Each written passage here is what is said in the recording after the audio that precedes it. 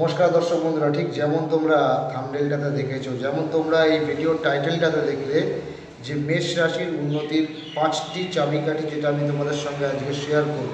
দর্শক বন্ধু, মেষ রাশি এটা হচ্ছে মঙ্গলের রাশি। মেষ রাশি কিন্তু বীরত্ব, সাহসিকতা, তেজস্বীর প্রতীক।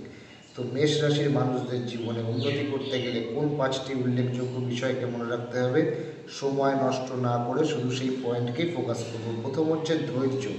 মেষ রাশির মধ্যে যেটা সবচেয়ে নেগেটিভ দিক দেখা যায়, এদের ধৈর্যশীলতাটা খুবই কম।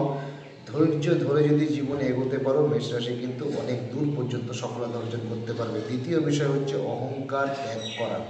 মেষ রাশির জাতকদের মধ্যে কিছু কিছু ক্ষেত্রে নিজের কর্মদক্ষতার জন্য বলো বা বিভিন্ন রকম পার্সোনালিটি অ্যাক্টিভিটির জন্য বলো, একটা অহংকার বোধ চলে আসে। আর তোমরা সবাই জানো, অহংকার হচ্ছে মানুষের জীবনের পতনের একটা অন্যতম কারণ হয়ে দাঁড়ায়।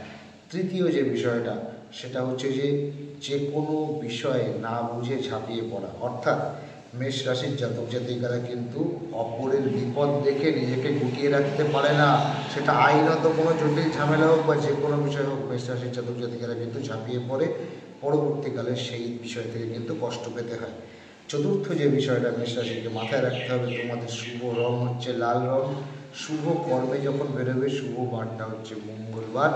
এবং তোমরা যদি মনে করো মঙ্গলবার করে তোমরা কোনো ব্রত পালন করবে বা তোমরা হনুমান চালিসা পাঠ করবে, কোনো হনুমান মন্দিরে তোমরা সামনে কোনো গরিব মানুষদেরকে হয়তো গুড়ের বাতাসা বা গুড় জাতীয় কোনো জিনিস, ছোলা, এগুলো তোমরা দান করবে বা খাওয়াবে, এটাও কিন্তু তোমাদের শারীরিক উন্নতির জন্য খুবই ভালো একটা বিষয়। এবং পঞ্চম যে মোস্ট ইম্পর্ট্যান্ট বিষয়টা, যেটা মেষ রাশির উন্নতির সবচেয়ে বড় চাবিকাঠি, সেটা হচ্ছে তোমাদের মধ্যে যে তেজ আছে, তোমাদের মধ্যে যে সাহসিকতা আছে, তোমাদের মধ্যে যে কর্মদক্ষতা আছে, এই সব কিছুর পাশাপাশি নিজের ভাষাকে যদি তোমরা নিয়ন্ত্রণ করতে পারো, রাগটাকে যদি তোমরা কন্ট্রোল করতে পারো, তাহলে সেক্ষেত্রে কী হবে, তোমাদের যে শত্রু সংখ্যাটা হঠাৎ হঠাৎ করে লাফিয়ে লাফিয়ে বেড়ে যাওয়া, এবং শত্রু বৃদ্ধি হওয়া মানে কি, শত্রু সবসময় চাইবে তোমাকে পিছু টান দিয়ে টেনে ধরতে।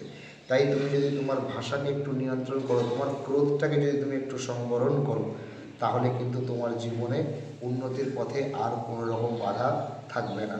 তো অনুষ্ঠানটা ভালো লাগলে প্রত্যেকে চ্যানেলটা সাবস্ক্রাইব করবে। নমস্কার, জয় মাতারা। আসবো আবারও অন্যান্য টপিক নিয়ে। ততক্ষণ পর্যন্ত প্রত্যেকে ভালো থাকুন, সুস্থ থাকুন। নমস্কার।